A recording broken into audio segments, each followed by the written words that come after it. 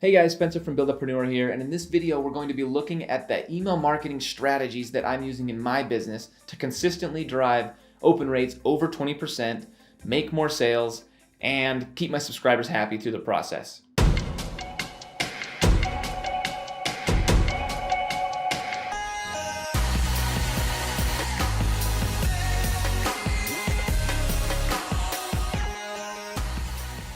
All right, we are back. Please note that this is part of a series of videos about email marketing, and so if you're looking to up your email marketing game and improve your open rates and anything like that, click subscribe and click the bell so that you can get notified as each of these videos comes out. All right, let's dive into strategy number one. And strategy number one is basically to know that traditional sales emails are dying, okay? So we've all seen these brand emails that people send that are really, really beautiful, and we kind of sometimes want to send ones that look like this, right? They have, you can see on the screen here, it's got lots of images and buttons, and it looks like a really classy web page, and it just looks good, right? And so it makes us want to send something like that. The problem with this is twofold. The first one is it's rare that emails like this actually get into the inbox. Okay, so Gmail and those other providers, that promotions tab that they have, that's exactly what that promotions tab is looking to catch. Emails that are heavy in images and buttons and clearly promotions. That's going to get grabbed by the promotions folder, and then obviously your open rates are going to go way low because of that. The second reason is a lot of customers are going to get that email, at least those that get it past the promotions folder, right? And they're going to see it as a sales email very, very quickly. And so what I'm doing in my business instead is to make a much more conversational email where I kind of do these like one-line sentences and things like that, and I tell stories, and I really use email the way email was meant to be used, right? Not just a giant like website page that was basically embedded in an email. And you do that and you're able to get really high open rates, and you're able to get people to see it and actually read a few lines of it and kind of see what's going on with your brand. Strategy number two is to make sure that your email doesn't instantly turn off your audience. And what I mean by that is, well, let's just look at an email. You can see the email showing up here, and you can see that when you see that email, right, you click and you get into that email, it's intimidating. Like, it's a ton of words. They're small. They're packed in. You know, there's nothing that really stands out. It just looks hard to read. It looks like you're about to go sit down and read a dictionary. And so the result is people back out, right? They don't want to be intimidated by something, and so they click in, they see it, and they leave. And what you want instead to do is the email on the right. The funny thing about these emails is these are both emails sent by me, one 2 or 3 years ago and one much more recently. And you can obviously see the huge difference. One is very, very intimidating, and it's a turnoff, and it makes you not want to read it. And one is much more inviting with bigger text and a spacing. You know, everything is very spaced out, and you only have to read one line at a time, right? Little commitments to move you along. And so you'll want to write emails that look much more like the one on the right here, as opposed to, or I guess my right, your left maybe, I don't know. Anyway, you'll want to write emails that look a lot more like that, right? They're inviting, they're appealing. There's nothing that instantly turns you off and makes you want to leave. Strategy number three is the use of stories in as many emails as possible. Okay, and I'm not saying use a story in every single email, because I think your subscribers would get a little annoyed and you'd probably run out of stories. I know that's something I constantly am struggling with, is trying to think of a good story to kind of go along with the email or the product that I'm talking about. But you want to use stories as often as possible, and there's two big reasons for that. The first one is stories build relationships with people, okay? Your audience or your subscribers, when they look at you, they just see, or like when they're reading your email, they're just seeing this, they're seeing text, right? They can't picture anything, and they don't see anybody they relate to, and it's really hard for them to have, recognize that there's this person on the other side of this email. And the best way to get them to do that is with these stories. I actually personally think the best way is video, but a great way is to tell these stories that make you relate to them and help them to see you as a person. And the second thing is stories help build trust, okay? Stories help them relate to you, and then they start to trust you because they see that you're like them. Hopefully your stories kind of put you in situations that are familiar to them, and they start to relate with you and trust you. And then down the road, when it's time to start trying to sell something to your audience, you've established that trust and that relationship, right? And you're able to do a lot better in sales because people feel like you're someone they know and trust to have a quality product. As always, I'd love to know if you're learning anything, and I would love a subscribe if something so far has caught your attention. Let's talk a little bit more about strategy number four. Strategy number four, there's kind of like some debate around. I feel like I talk to internet marketers, and there's kind of these two crowds, and I think they both have good things, okay? And the debate is, automations versus broadcasts. So automations, right, are where we like send out an email every single day automatically, or every other day automatically. We don't have to put any work into it after we create the email. It just kind of happens when someone comes on our list. I love automations. They're passive. They're really cool. But then there's another crowd that says, no, you've got to email your list every single day with like timely, good quality stuff, right? Every single day, email that list. And they're not totally wrong. Like emails that are like now based and more timely tend to do a little bit better.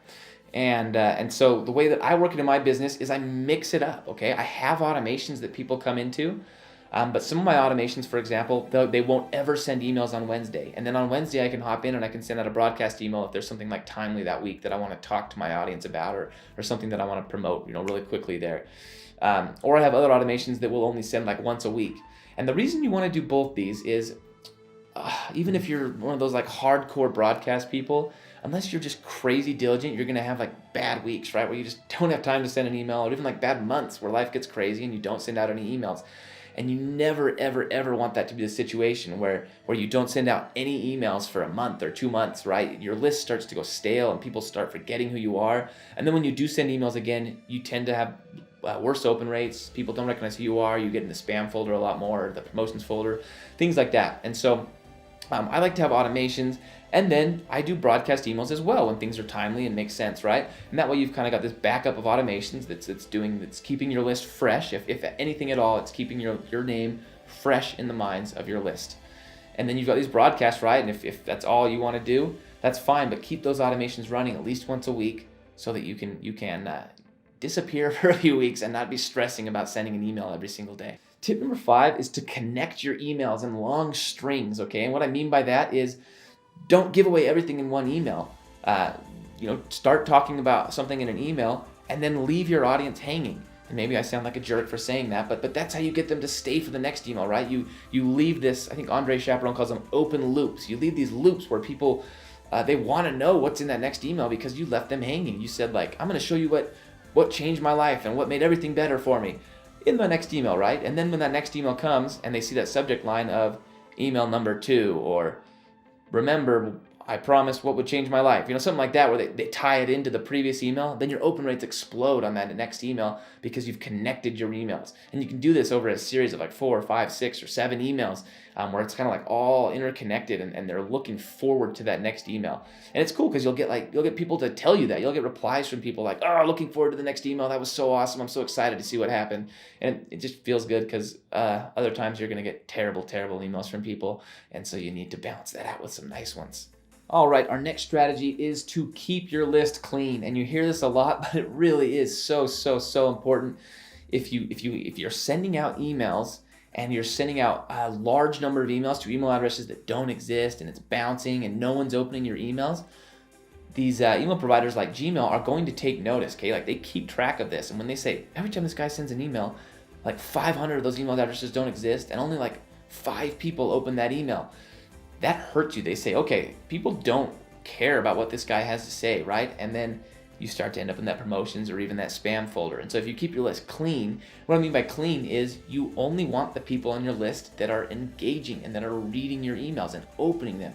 Okay, that's what a clean list is, because then when you send an email and 20, 30, 40% of the people that receive that email open the email, well, now Gmail says, hey, people care about what this guy has to say. Let's put it in the inbox, right? And then you kind of start climbing up this ladder and getting better and better open rates. The second reason you want to do this is you save money, okay? Autoresponders typically charge per contact. And so you can save money simply by cleaning out your lists, cleaning out all those contacts that aren't even making you any money. They're not even seeing your emails, and save yourself a little money on your email autoresponder. Maybe I'll do a shameless plug here for ActiveCampaign. There's a link down below to my favorite autoresponder. I absolutely love it. Stand by it. Shamelessly plug it on my YouTube videos. Like I said, there's an affiliate link down there. The very last tip is one that I struggle with, and most of you that are on my list are probably very well aware of that. But it's split testing your emails, okay? Email marketing, it's solely a numbers game, okay? It's a numbers game, and what you've got to do is increase numbers along the journey. And what I mean by that is you want to start with open rates, right? If you can increase your open rates by 100%, right? So let's say you get 10% of people to open your rates currently, or open your emails currently, and you can increase it to 20%, right? if it goes down the line, that should double your profits. And I'll give you a little example here. Let's say you have a list of 1,000 people, right? You send out, let's say 10,000 people. You send out an email to 10,000 people, and 1,000 people open that email, and 10% of those click it, right? So 100 of the people click, and then 10 of those buy on the landing page. So you've made 10 sales. Okay, that all makes sense, right? Well, if we can get 20% of people to open the email, now we've got 200 people that can click and 20 people that can buy. Okay, and so it doubles our profits. If we can increase or double anything along that journey, we can have amazing results. And so all you've got to do is split test. Like that's the key. Is just figuring out what works and what doesn't. You'll always be surprised what does. So you'll want to split test your subject lines, right? That's the most important thing for an open rate. Which subject line gets a higher open rate? Okay, well, let's send the bulk of our emails to this subject line. The next thing you'll want to do is split test your actual email, right? Like what email gets people to click that call to action? Is it the one with the big button, or is it the one with just a single line, or is it is it the short email, or is it the long email? What does better getting a higher click-through rate, right? And even if you can only increase it by 20-30%, that's 20 or 30% increase in straight sales with zero money you have to spend to make that increase. You just need to spend a little bit of time to create a second split test. So split test, at the very least, split test your subject lines, split test your emails, especially on those like really when you're going all in on like a sale or something like that, right? You don't have to do it for like every email, but when you're going all in on trying to sell something and make some money off your email marketing efforts, never do that without split testing first. All right, if you're still watching, I love you, and I have an assignment for you. I want to know what you don't know about email marketing, what you want to know.